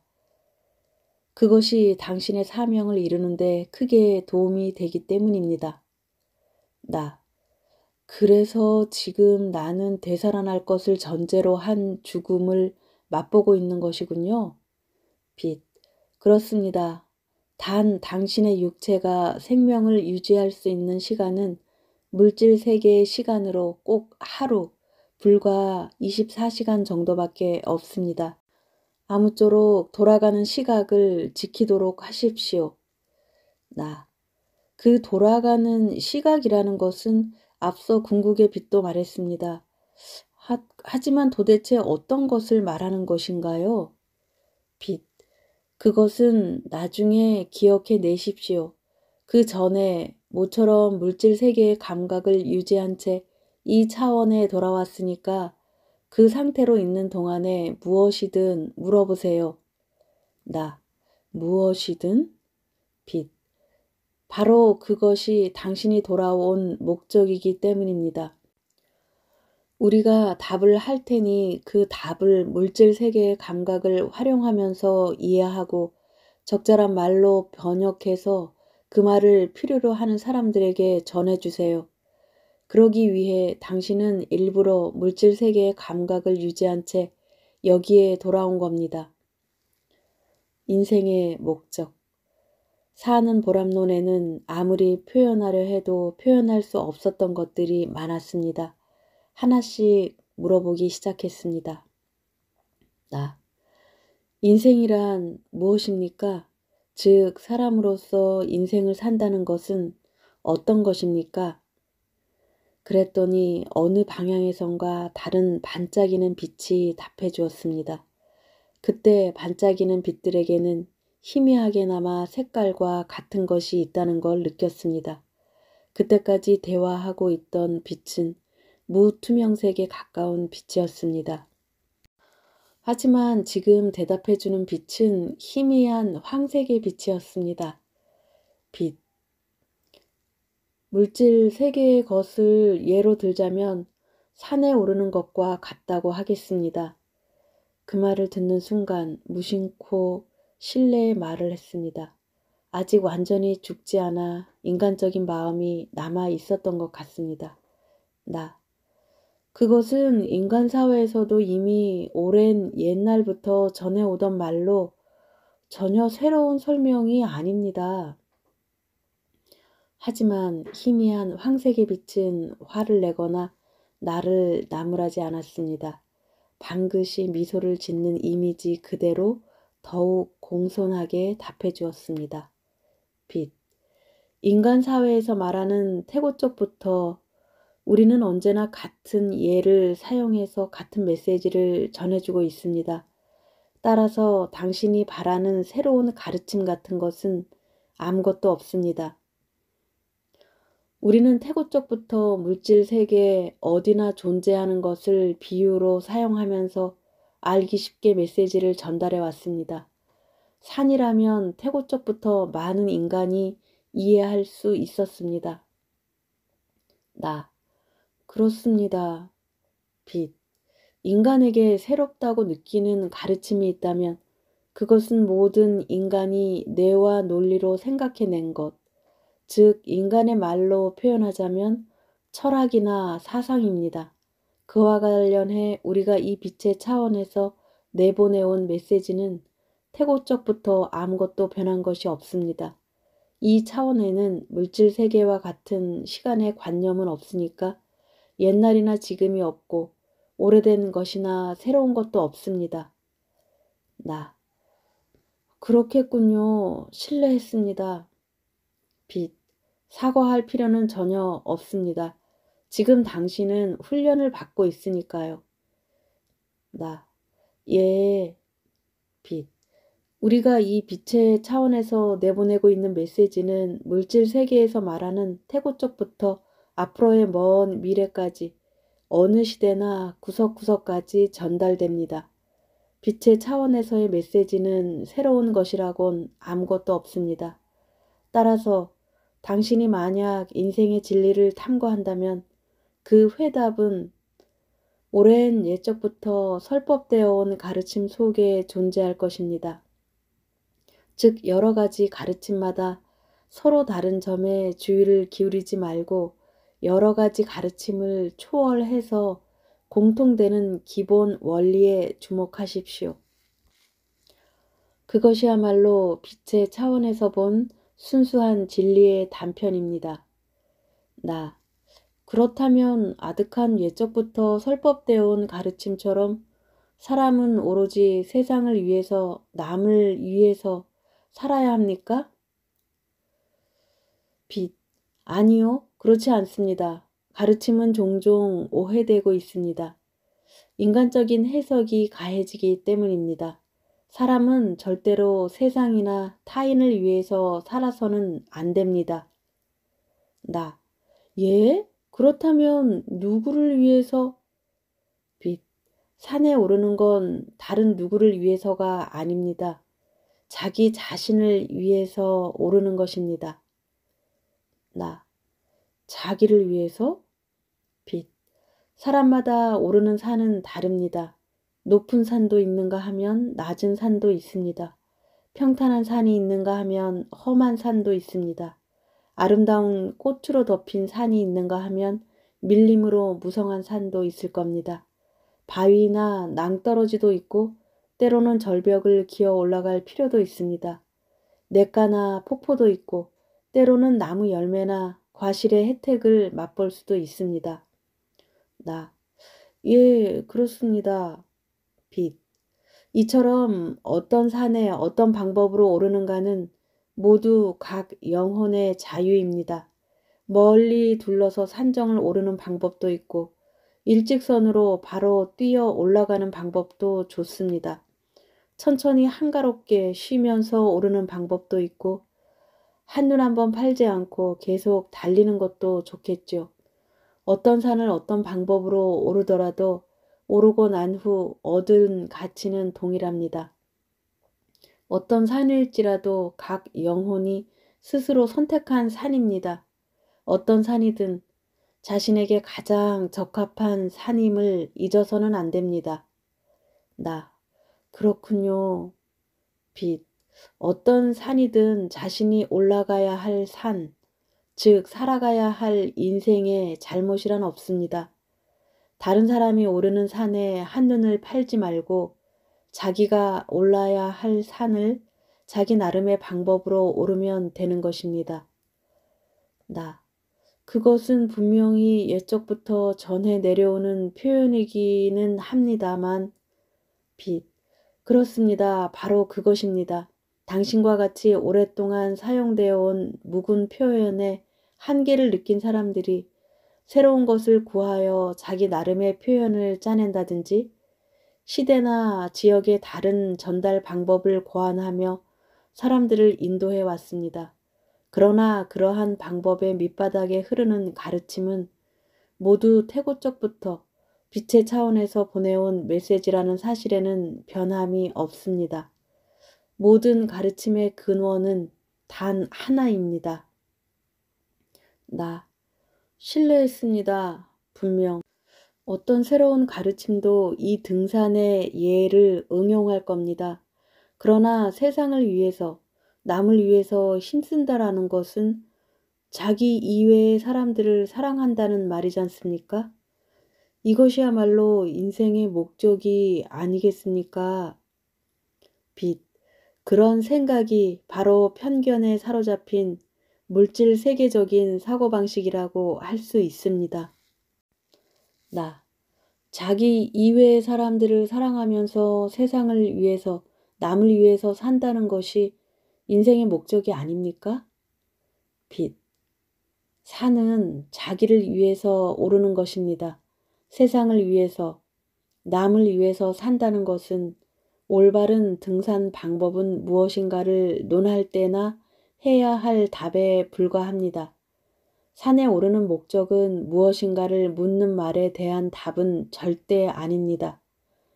산은 세상을 위해서, 남을 위해서 오르는 것이 아니라 어디까지나 자기 자신을 위해서 오르는 것입니다. 그 등산 방법이 사랑이 넘치는 방법이나 사랑이 모자라는 방법이라는 것에 불과합니다. 나. 그렇다면 세상을 위해서, 남을 위해서 많은 사람을 사랑하면서 산다라는 것이 인생의 목적이 아니라고 할지라도 인생을 살아가는 데 있어 바람직한 방법이기는 하겠죠? 빛. 그 말은 옳기도 하고 잘못이기도 합니다. 무엇보다 중요한 것은 영혼 자신이 살기로 선택한 그 사람 자신을 사랑하는 것, 즉 자기 자신을 사랑하는 것입니다. 나. 그렇군요. 그렇다면 사랑의 대상에는 우선순위가 있어서 먼저 자기 자신을 사랑하고 그 다음으로 다른 사람을 사랑하면 된다는 말입니까? 빛. 그런 생각 또한 편견에 사로잡힌 너무나 물질 세계적인 사고방식이라고 할 수 있습니다. 진리는 당신이 논리적으로 정리하려는 것보다 훨씬 단순하고 순수합니다. 사랑의 대상에는 우선순위 같은 건 없습니다. 나. 알겠습니다. 다만 아직 물질 세계의 관념이 나에게 남아있는 건 사실이니까 좀 더 쉽게 설명해 줄 수 없을까요? 글쎄요, 당신은 일부러 물질 세계적인 관념이라는 제한을 스스로에게 가한 채 여기 돌아와 있으니까 그렇다면 이렇게 이해해 주세요. 진리란 극히 단순하고 순수한 것입니다. 인생의 목적이란 자기를 위해서 사는 것. 좀 더 정확하게 표현한다면 인생의 목적이란 자기의 성장을 위해서 자기 나름의 배움을 쌓는 것이라고 말할 수 있습니다. 다른 누군가를 위한 것이 아닙니다. 모든 것은 바로 자기 자신을 위한 것입니다. 그러나 진정으로 자신에게 가치가 있는 배움을 쌓으려는 사람이라면 그 배움의 과정, 그 자체가 극히 자연스럽게 그대로 세상을 위하고 남을 위하는 것이 될 것입니다. 따라서 세상을 위해서 남을 위해서 살자라고 생각할 필요도 없이 우선 자기에게 진정으로 가치 있는 인생을 살겠다라고 생각하는 것만으로도 자기를 위해 사는 것이 그대로 세상을 위하고 남을 위해 사는 것이 될 것입니다. 나 이해했습니다. 빛. 그리고 바람직한 삶에 대해서 생각할 때 그 답 또한 극히 단순합니다. 바람직한 삶이란 그저 자기 자신을 사랑하면서 사는 것이기 때문입니다. 왜냐하면 진정으로 자신을 사랑하고 있는 사람이라면 극히 자연스럽게 그대로 다른 사람들을 아무런 조건 없이 사랑하게 될 것이기 때문입니다. 따라서 다른 사람들을 사랑하겠다라고 노력할 필요조차 없이 먼저 진심으로 자기 자신을 사랑하겠다라고 생각하는 것만으로 자기 자신을 사랑하는 것이 그대로 다른 사람들을 사랑하는 것이 될 것이기 때문입니다. 누군가를 사랑한다는 행위는 상대를 위한 것이 아니라 진심으로 자기 자신을 사랑하고 있는 사람이 자기 자신을 위해 행하는 극히 자연스러운 행위인 것입니다. 잘 알겠습니다. 그렇기 때문에 실제로 인간 사회에서 많은 사람들을 사랑하는 사람, 즉 세상을 위해서 남을 위해서 사는 훌륭한 사람들은 틀림없이 자기 자신의 가치 있는 배움을 위해서 자기 자신을 충분히 사랑하면서 살아가고 있는 자랑스러운 사람이겠네요. 말씀하신 것처럼 자기 자신도 사랑하지 않는 사람이 남을 사랑할 리가 없지 않겠습니까? 예정 외의 죽음. 거기서 나는 금단의 질문을 끄집어냈습니다. 제 책의 모든 죽음에는 이유가 있는 것이며 예정 외에 쓸모없는 죽음이란 있을 수 없다라고 썼습니다. 하지만 실제로는 아무리 생각해도 그 이유를 알 수 없는 죽음도 많았습니다. 왜 그 시점에서, 왜 그 환경이나 조건에 도대체 왜 죽어야 하는지 그 이유를 알 수 없는 허무한 죽음도 많았습니다. 그래서 솔직하게 묻고 싶습니다. 모든 죽음에는 이유가 있고 예정 외에 허무한 죽음이란 없다고 단언해도 괜찮을까요? 아니면 실제로는 예정 없이 일어난 허무한 죽음이라는 현상도 존재하는 건가요? 그러자 이번에는 다른 빛이 반짝임, 즉 그 물음에는 내가 답하겠습니다. 라는 신호를 보내왔습니다. 그 빛은 희미한 붉은색처럼 느껴졌습니다. 반짝이는 빛들에게는 각각 담당 분야가 있는 것 같았습니다. 그리고 그 빛은 왠지 죽음을 담당하는 빛처럼 느껴졌습니다. 빛. 엄밀히 말하자면 당신의 질문은 두 가지입니다. 하나는 모든 죽음은 태어나기 전부터 예정되어 있던, 즉 피할 수 없는 운명으로서의 죽음인가? 라는 것이며 다른 하나는 모든 죽음에는 의미가 있는 것인가? 라는 것입니다. 두 가지 의문을 뒤섞어 죄송합니다. 빛. 사과할 것은 없습니다. 우선 답하기 쉬운 쪽, 두 번째 질문부터 가르쳐 드리겠습니다. 이 질문에서도 당신은 두 부류의 질문을 혼동하고 있습니다. 첫 번째 질문은 모든 죽음에는 원래부터 의미가 있는가라는 것과 다른 하나는 죽음 이후에 의미를 발견할 수 있는가라는 것입니다. 그렇군요. 분명히 뉘앙스가 다르군요. 빛. 첫 번째 질문에 대한 답은 이렇습니다. 태어나기 전부터 예정해 두었던 죽음에는 의미가 있습니다. 예? 그렇다면 태어나기 전에 예정해 두지 않았던 예정 외의 죽음이라는 것도 있을 수 있다는 말씀이신가요? 빛. 그 질문에는 나중에 답해 드리겠습니다. 우선 한 가지 질문, 즉 죽음 이후에 의미를 발견할 수 있는가라는 의문에 대해서는 그렇다라고 답해 드립니다. 어떤 죽음이든 무관합니다. 남은 사람들이 그 죽음으로 무엇을 배울 것인가라고 인식한다면 거기에서 항상 배움의 기회, 즉 배움의 씨앗을 발견할 수 있기 때문입니다. 그런 의미에서 모든 죽음에는 의미가 있는가라는 원 질문으로 다시 본다면 모든 죽음에는 의미를 발견할 수 있다라고 답할 수 있습니다. 하지만 나는 참기 어려울 정도로 비참한 죽음에 직면하는 가족도 많이 목격했습니다. 그들에게는 도저히 이 죽음에서 많은 것을 배웁시다 라고 말할 수가 없었습니다. 그들의 마음을 생각하면 위로의 말조차 생각나지 않을 정도로 괴로웠습니다. 빛. 잘 알겠습니다. 그 부분에서는 나중에 중요한 것을 가르쳐 드리겠습니다. 그러면 그 전에 최초의 질문에 답해 주시겠습니까? 모든 죽음은 태어나기 전부터 예정되어 있던, 즉 피할 수 없는 운명으로서의 죽음인가? 라는 질문에 대해서요. 과연 그렇다고 단언해도 용서받을 수 있습니까? 빛. 용서받을 수 있는가 없는가의 문제가 아닙니다. 만약 용서받을 수 있습니까? 라고 묻는다면 물론 용서받을 수 있습니다. 당신이 죽음의 슬픔에 잠긴 많은 사람을 구하고 싶다라고 바라는 뜻에서 하는 말이라면 모든 것은 용서받을 수 있는 것입니다.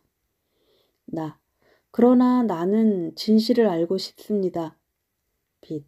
우주의 진리를 알고 싶다는 말인가요? 물론 진리는 사람의 수만큼 존재한다는 것을 나도 잘 알고 있습니다. 인간 사회에서는 그 사람이 믿는 신념이 바로 그 사람에게 진리인 것입니다. 그렇기 때문에 예를 들면 다른 종교를 믿는 사람에게 물어보면 다른 진리를 말해주는 것입니다. 빛. 그렇다면 같은 이치로 당신이 믿는 신념이 바로 당신에게 진리가 아니겠습니까? 물질 세계에 살고 있는 인간에게 물질 세계라는 제약 속에서 이해 가능한 진리를 묻는다면 분명 진리란 그런 것입니다. 나도 인간 사회에서 보통 이상의 진리를 찾고자 하는 그런 불가능한 일은 바라지 않습니다. 그러나 지금 나는 이렇게 이쪽 차원에서도 연결할 수 있습니다. 그러니 파조가 높은 빛의 차원에서만 알 수 있다는 정신세계의 진리를 어떻게 해서라도 이해하고 싶습니다. 빛. 알겠습니다. 좋습니다. 가르쳐 주는군요. 빛. 아니요, 가르쳐 주려는 것은 아닙니다. 왜냐하면 당신은 의식에 봉인을 하고 있는 것 뿐이며 이미 답은 알고 있기 때문입니다. 우리는 당신과의 대화를 통해 물질 세계에 사는 인간의 말을 사용하여 이쪽의 진리를 얼마만큼 정확하게 표현할 수 있을까? 라는 당신의 사명, 그 불가능에 도전하고자 하는데 지나지 않습니다. 그것이 바로 내가 이렇게 이 차원에 돌아온 이유란 말이죠. 빛. 그렇습니다. 그러나 빛. 그러나 사실은 당신에게 그 답을 기억해 내도록 하는 것이 좋을지 우리도 매우 망설이고 있습니다. 예? 빛. 당신이 지상에서 대단한 노력을 해서 사명을 다하고 있으며 죽음에 직면하여 슬픔에 잠긴 많은 사람을 구해왔다는 것, 그것을 잘 알고 있기 때문에 우리가 망설이고 있는 겁니다. 당신의 구제 활동의 에너지원이 모든 죽음은 예정대로의 순조로운 죽음이다. 그러므로 슬픔에 잠길 것이 아니라 거기에서 많은 것을 배우면서 밝고 힘차게 살아가자라는 신념이 대단히 수준 높다는 걸 우리가 잘 이해하기 때문입니다. 그렇다면 그 말은 혹시 그런 내 신념이 잘못되었다는 것인죠? 빛. 아니요, 잘못됐다는 것은 아닙니다. 애당초 사람을 구하겠다는 사명감 없이는 그 어려운 사명을 이룰 수 없겠지요. 그 사명을 다하기 위해서라도 그 신념이 사실인가라는 것보다는 어떤 신념의 효과가 가장 클까라는 개념이 꼭 필요하기 때문입니다. 그런 의미에서 모든 죽음은 예정대로의 순조로운 죽음이다. 그렇기 때문에 슬픔에 잠길 것이 아니라 거기에서 많은 것을 배우면서 밝고 힘차게 살아가자라고 하는 신념이야말로 사람들을 구제하기 위한 확실한 진리인 것은 틀림없습니다. 그러나 그러한 내 신념은 사람들을 구제하기 위한 효과적인 진리이기는 하지만 정신세계에서 진정한 진리는 아니라는 말이군요. 혹시 예정 외의 죽음이라는 것도 현실적으로 있을 수 있다는 겁니까? 빛. 당신은 자기 자신의 훌륭한 신념을 절대로 굽힐 필요가 없습니다. 당신의 사명을 다하기 위해서는 당신의 신념이 가장 확실한 진리입니다. 그것을 먼저 분명히 말씀드리고 이제 이렇게 답변해 드리겠습니다. 영혼 자신이 물질 세계에서 인간으로서 살아갈 인생을 계획한 후 자기가 선택한 육체에 연결해 갑니다. 그렇게 그 육체와 동화해 그 육체의 뇌를 조작하면서 인생이라는 배움의 기회를 보내는 것입니다. 그 인생을 보내는 물질 세계라는 장소에서는 시간과 공간이라는 정신 세계에 존재하지 않는 관념 속에서 여러 가지 특유한 물리적 현상이 일어난다는 것을 잘 알고 있죠. 물론입니다. 그러나 그 물질 세계라는 것은 원래가 우주의 본질이며 정체인 정신 우주가 스스로의 성장을 위해서 창조한 것이죠. 빛. 그렇습니다. 그렇다면 물질 세계, 즉 물질 우주 속에서 일어나는 물리 현상은 그것의 창조주인 정신 세계, 즉 정신 우주가 모두 다 알고 있는 사실이며 또한 그러한 모든 물리 현상을 쉽게 컨트롤할 수 있는 거 아니겠습니까? 나는 종교가는 아닙니다만 만약 종교의 개념을 빌려 우주의 정체인 정신 우주를 신이라고 부른다면 신은 전지전능할 것이므로 신에게 예정 외의 일이란 일어날 수 없지 않겠습니까? 더욱이 물질 세계에서 일어나는 모든 현상은 직선적으로 진행하는 시간이라는 관념 속에서 일어나게 될 것입니다. 따라서 영혼의 처지에서 본다면 시간이라는 관념에서 벗어나 있기 때문에 물질 세계에서 일어나는 모든 현상을 과거에서 미래까지 한눈에 파악할 수 있지 않겠습니까? 그렇다면 결국 영혼들은 이 시대의 지역에 태어나서 성장하는 인물로 인생을 보내면서 배워보자라고 어떤 인물을 배움의 교재로 선택하는 시점에서 이미 그 결과를 모두 알게 될 것입니다. 따라서 영혼들에게 예정 외의 일이란 일어날 수 없지 않겠습니까?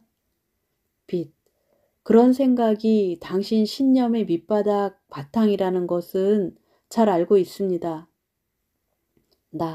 물론 인생 설계 시점에서 이미 자기 선택이나 언행에 따라 인생이 바뀌게 될 분기점을 준비하기 때문에 어떤 인물의 인생은 그 분기점의 수만큼 여러 패턴을 생각할 수 있겠죠. 그러나 시간에 관념이 없는 정신세계 쪽에서 본다면 그러한 모든 패턴도 모두 알고 있을 것이므로 인생이 예정 외의 방향으로 가버렸다든가 예정 외로 죽어버렸다라는 등의 일은 벌어지지 않겠죠. 그런 의미에서 인생이라는 배움의 기회에서는 어떤 현상이든 모두 예정대로의 순조로운 체험이 아니겠습니까? 그렇지 않고 인생에서는 예정 외의 비극도 일어난다라고 한다면 태어나기 전에 인생 설계를 한다는 필요성 자체가 없어지지 않겠습니까? 가만히 있지 말고 뭐라고 말 좀 해주시겠습니까? 빛. 당신의 인식은 모두 옳습니다. 당신은 이제 우주의 진리를 완전히 이해했습니다.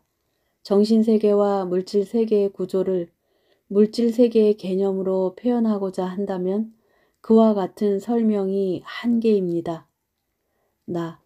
그렇다면 역시 예정 외의 죽음 같은 것은 일어나지 않는다라고 이해해도 된다는 말씀이죠? 빛. 당신이 사명을 다하기 위해서는 그와 같은 이해야말로 진리인 것입니다. 정말로 그것으로 좋다는 말씀이죠. 무엇인가 숨기고 있지는 않으신죠. 그때 내 주위에 있던 수많은 반짝이는 빛들이 일제히 더욱 빛을 발하며 진동을 시작했습니다. 그것은 마치 무엇인가를 의논하고 있는 느낌이었습니다. 그리고 이번에는 부드러운 녹색으로 느껴지는 다른 빛이 나에게 말을 걸어왔습니다. 그 빛은 죽음을 담당하는 빛과는 달리 배움이나 깨달음, 성장 등을 담당하는 빛으로 느껴졌습니다. 빛. 당신은 우리 동료입니다. 지금은 물질 세계에 방문하여 시련이 가득한 지상의 최전선에서 사명을 감당하고 있지만 당신이 이쪽 차원에 머물며 해줄 역할도 많습니다. 따라서 당신이 가지고 있는 지식과 동료인 우리가 가지고 있는 지식에는 차이가 없습니다. 당신이 찾고 있는 답은 이미 당신 안에 있습니다. 당신은 이미 궁극의 빛과 연결되어 모든 진리를 알고 있습니다. 당신은 삶과 죽음의 경계를 통과하지 않고 물질 세계의 감각을 유지한 채 이 차원에 돌아왔습니다. 즉, 당신은 자신이 기억해낼 필요가 없는 지식은 봉인해 두고 있는 겁니다.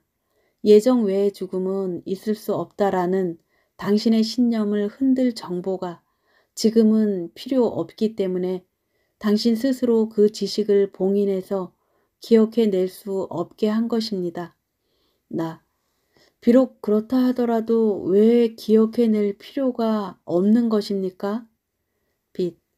다시 물질 세계에 돌아가 앞으로도 사람들을 격려해야 할 일을 해야 하기 때문입니다. 당신 사명을 방해할 수 있는 지식은 오히려 모르는 것이 바람직하겠죠? 동료, 이해하시겠습니까? 당신은 이미 필요한 우주 진리는 모두 기억해내고 있습니다.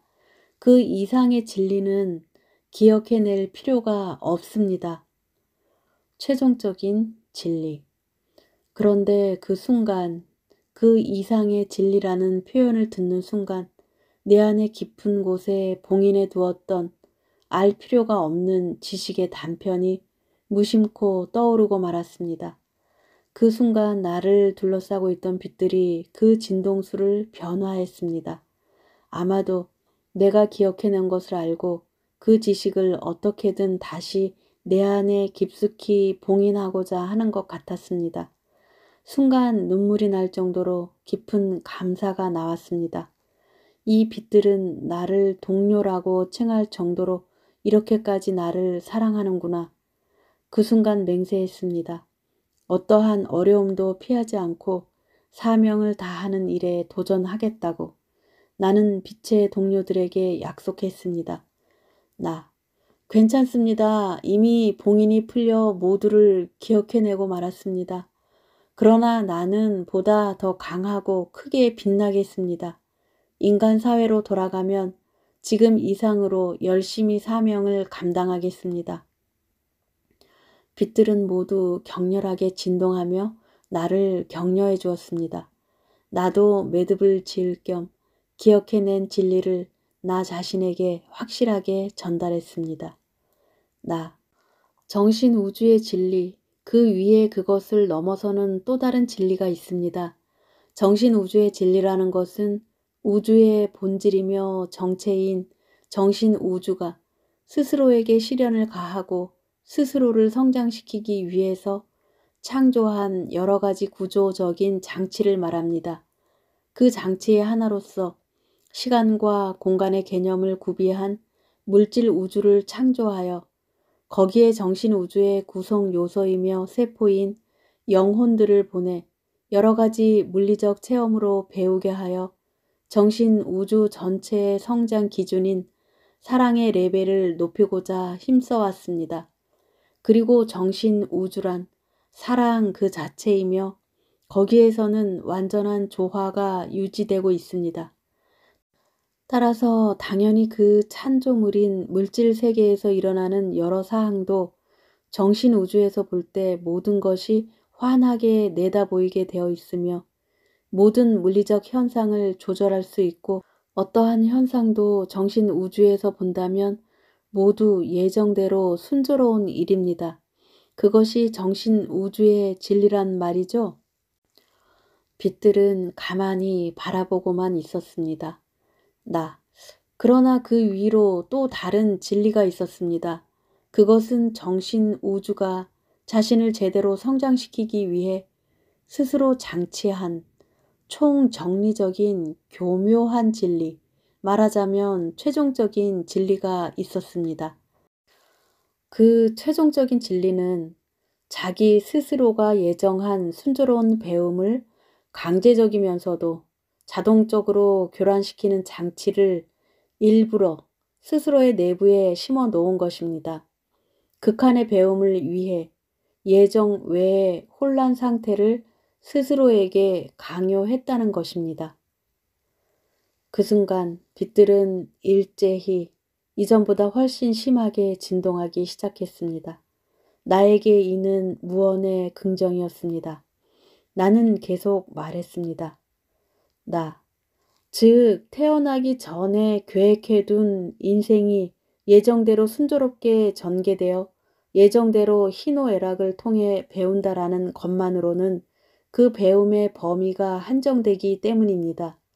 그것은 태어나기 전에 계획해둔 인생이기는 하지만 실제로는 자동 교란 시스템이 강제적으로 작동하여 혼란을 일으킨다는 것입니다. 예정되어 있던 일이 일어나지 않는다든지 발생 시기가 어긋난다든지 예정 외의 사건이 생긴다든지 하면서 말이죠.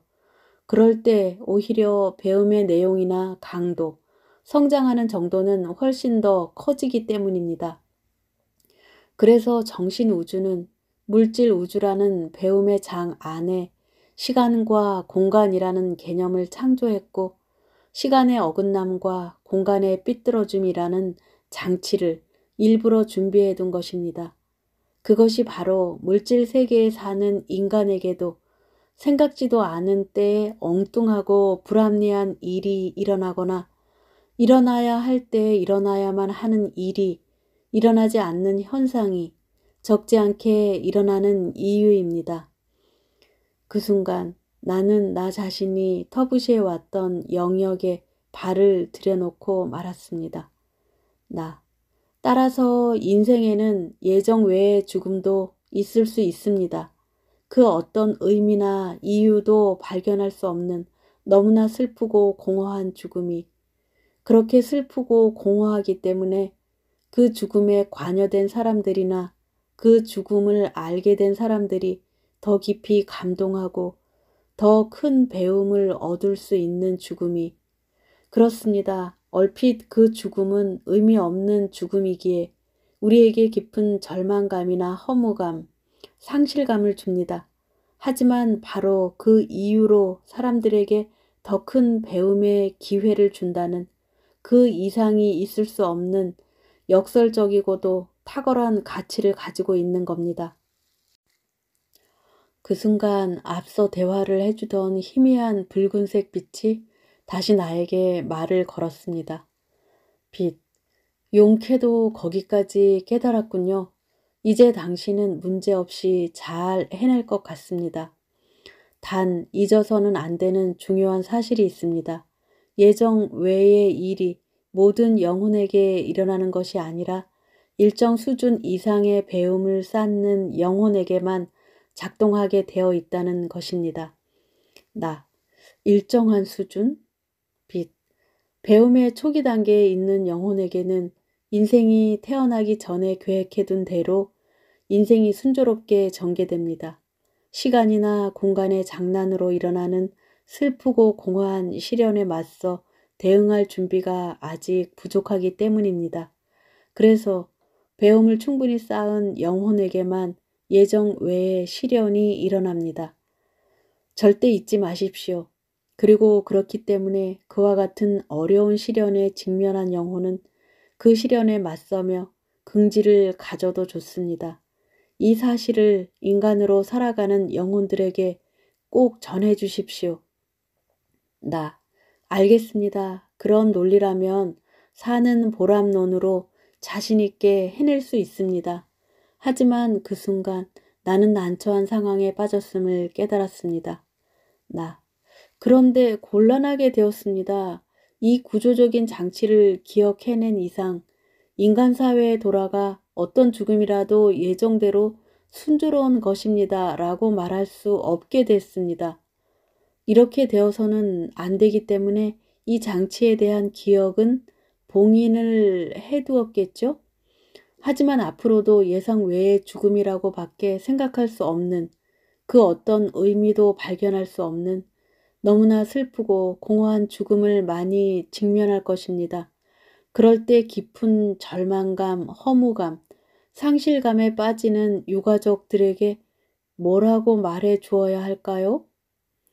그러자 희미한 붉은색 빛은 상냥하게 미소 짓는 듯한 파조를 보이며 이렇게 가르쳐 주었습니다. 빛, 간단합니다. 그저 같이 울고 같이 슬퍼해 주면 됩니다. 그렇게 깊은 슬픔에 빠진 분들에게는 유감스럽게도 당신의 논리적인 설명이나 인생론 같은 것은 전혀 효과가 없습니다. 그런 분들을 구하는 방법은 단 하나, 같이 울고 같이 슬퍼하는 마음의 동반자가 되어드리는 것밖에 없습니다. 나, 마음의 동반자? 빛, 설명하려고 하지 말고 공유하십시오. 인도하겠다는 생각을 갖지 말고 같이 지낸다고 생각하세요. 그냥 그들과 같이 울고 같이 슬퍼하며 마음의 동반자가 되고자 하면 되는 것입니다. 나, 알겠습니다. 예정 외의 죽음을 대할 때는 그저 그 유가족에게 마음의 동반자가 되어 보겠습니다. 바로 그 순간 인생은 태어나기 전에 계획된 것인가 라는 인생론의 기본 명제는 그 의미를 잃었습니다. 어차피 예정 외의 사건이 생길 바에야 결국은 눈앞에 나타나는 시련을 그때마다 어떤 마음가짐으로 어떻게 적절하게 대처해 나가는가 라는 것. 결국 인생이란 그 되풀이에 지나지 않기 때문입니다. 즉, 인간이 해야 할 일이란 언제 어떤 시련이 닥치더라도 참고 견디기 힘든 것을 견디며 울고 싶으면 울고 기대고 싶으면 기대며 도전을 포기하지 않는 것. 시련을 극복하고자 노력하는 길밖에 없는 것입니다. 무겁던 마음이 비로소 가벼워졌습니다. 의미를 발견할 수 없는 비참한 죽음을 또 만나더라도 억지로 그 의미를 찾으려 할 필요가 없다는 걸 깨달았기 때문입니다. 그럴 때에는 설명을 한다든지 인도하려 하지 말고 그저 마음의 동반자로서 같이 울고 같이 슬퍼해 주면 된다는 걸 깨달았기 때문입니다.